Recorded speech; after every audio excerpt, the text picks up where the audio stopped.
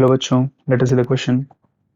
Question says D block element forms octahedral complex. एक D block element वो octahedral complex बना रहा है, but its spin magnetic moment remains same.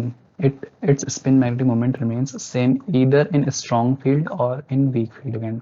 लेकिन उसमें खास बात ये है कि उसका जो स्पिन मैग्नेटिक मोमेंट है वो हम चाहे उसके साथ वीक फील्ड लिगेंड ले लें चाहे स्ट्रॉन्ग फील्ड लिगेंड ले लें, उसका मैग्नेटिक मोमेंट सेम ही रहता है.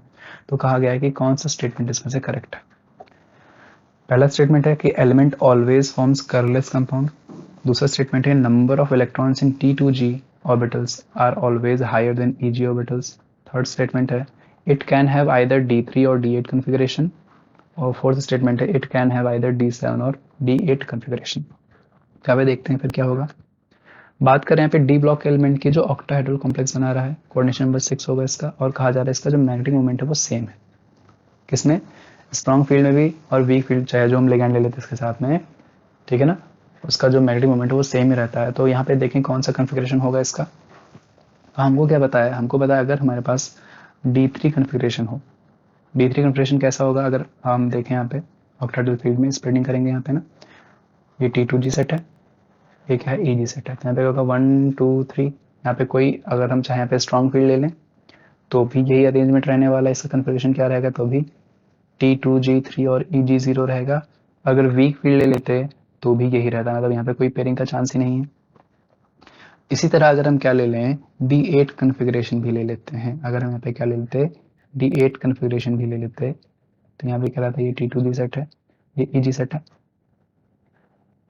EG सेट है, ठीक है. यहाँ भी क्या रहता, D8 में 1 2 3. अगर मैं इसको स्ट्रॉन्ग फील्ड में ले रहा हूँ, किस में ले रहा हूँ मैं अभी, स्ट्रॉन्ग फील्ड में ले रहा हूँ, तो 1 2 3 देन 4 5 6 पहले पेयरिंग होती है स्ट्रॉन्ग फील्ड में, देन 7 8. और यही D8 अगर मैं किस में ले रहा होता, वीक फील्ड में लेता, तो क्या होता, 1 2 3 4 5 देन इट स्टार्ट्स पेयरिंग 6 7 8.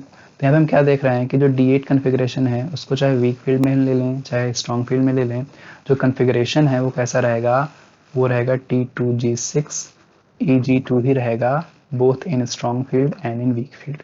और सेम केस हमारा क्या है D3 का भी है कि D3 के कन्फिग्रेशन में क्या रहेगा, T2G3 and EG0 both in strong and weak field. यानी कि एक चीज़ तो हमारी क्लियर होगी क्या, कि जो हमारा लिगैंड होगा, जो हमारा मेटल होगा जो ऑक्टाहेड्रल कॉम्प्लेक्स बना रहा है, उसका मैग्नेटिक मोमेंट सेम है स्ट्रॉन्ग फील्ड और वीक फील्ड लिगैंड्स में, तो उसका कन्फिग्रेशन या तो D3 हो सकता है फिर D8 हो सकता है. तो स्टेटमेंट सी तो हमारा करेक्ट हो गया. अब बात कर लेते हैं स्टेटमेंट डी में क्या लिखा है. D7 भी दिया गया, D7 भी देख लें अगर एक बार. D7 अगर हम किस में देखें, स्ट्रॉन्ग फील्ड लिगैंड में देखें, सबसे पहले क्या मिलेगा हमें, यहाँ पे नीचे T2G है, ऊपर EG, ठीक है. तो यहाँ पे क्या होगा, 1 2 3 फिर पेयरिंग होगी 4 5 6 एंड फिर यहाँ पे 7 बनेगा. वहीं अगर D7 हम strong sorry weak field ligand अगर देखें, इसका वीक फील्ड लिगैंड के प्रेजेंस में क्या होगा, T2G सेट है ये, और ये क्या है EG सेट है. क्या हो जाएगा यहाँ पे 1 2 3 4 5 देन स्टार्ट पेयरिंग 6 एंड 7, ठीक है ना. ऐसे तो होगा ना 7, ठीक. तो यहाँ पे क्या देख रहे हैं कि D7 कन्फिग्रेशन में क्या हो रहा है कि T2G6 EG1 आ रहा है स्ट्रॉन्ग फील्ड में, और वीक फील्ड में क्या आ रहा है T2G5 EG2 आ रहा है. तो यहाँ पर तो क्या है, कन्फिग्रेशन चेंज हो रहा है, मतलब इनका जो मैग्नेटिक मोमेंट होगा वो भी चेंज हो जाएगा, क्योंकि यहाँ पे 2 अनपेयर्ड इलेक्ट्रॉन आ रहे हैं वीक फील्ड में और स्ट्रॉन्ग फील्ड में 1 अनपेयर्ड इलेक्ट्रॉन आ रहा है. तो यानी कि D7 तो नहीं हो सकता, तो ऑप्शन डी तो हमारा इनकरेक्ट हो जाएगा. अब बात करें यहाँ पे हमने जब देखा, हमने क्या देखा यहाँ पे कि जब हमने D3 देखा था, तो D3 में हमने चीज़ ऑब्जर्व किया कि इसका कन्फिग्रेशन क्या आ रहा है, T2G3 आ रहा है EG0. D8 में हमने क्या देखा, T2G6 और EG0. तो यहाँ से एक चीज़ तो एविडेंट है, वो क्या है कि जो number of electrons in T2G is always greater than number of electrons in EG, जो कि यहाँ पे स्टेटमेंट 2 में लिखा है कि number of electrons in T2G orbitals are higher than EG orbitals. तो ऑप्शन बी भी हमारा क्या हो जाएगा, करेक्ट हो जाएगा. देन हमारा क्या है, ऑप्शन ए दिया गया है कि element always forms colourless compound.